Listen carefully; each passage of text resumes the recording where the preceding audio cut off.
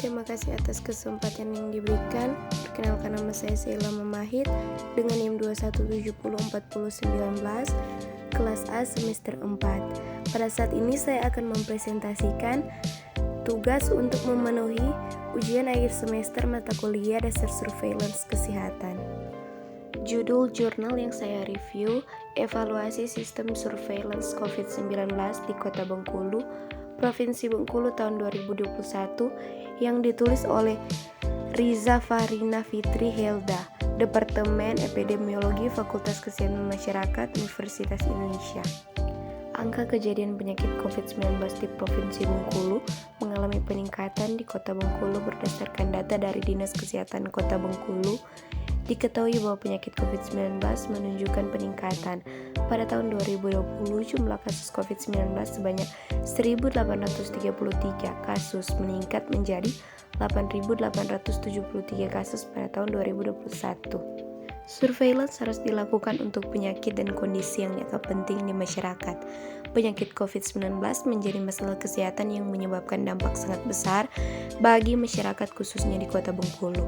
Surveillance kesehatan merupakan pengamatan yang dilakukan secara sistematis terhadap data dan informasi masalah kesehatan untuk mengetahui peningkatan dan penularan penyakit agar dapat melakukan tindakan pengendalian yang efektif dan efisien. Pada tabel ini menunjukkan distribusi berdasarkan konfirmasi kasus COVID-19 di Kota Bengkulu.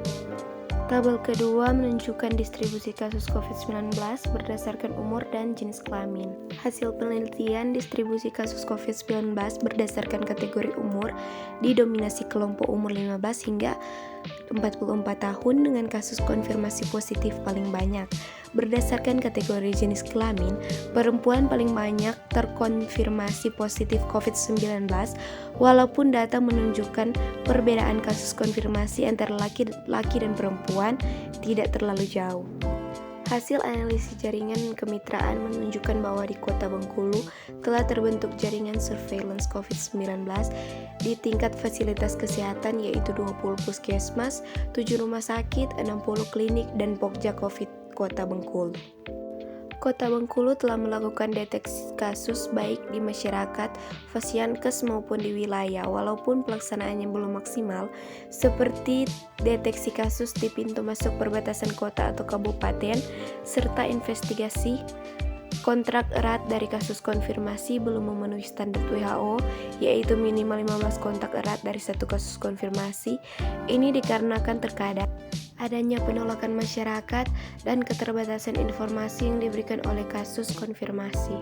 Evaluasi fungsi utama sistem surveillance. Komponen utama meliputi kegiatan deteksi kasus, konfirmasi kasus, pencatatan dan pelaporan, analisis dan interpretasi data, diseminasi serta umpan balik. Berdasarkan hasil penelitian, pelaksanaan sistem surveillance COVID-19 di Kota Bengkulu sudah cukup baik. Pelaksanaan surveillance COVID-19 mencakup pada pedoman yang berlaku, telah terjalin jejaring kemitraan baik lintas program maupun lintas sektor. Sekian dari review jurnal saya, diucapkan terima kasih.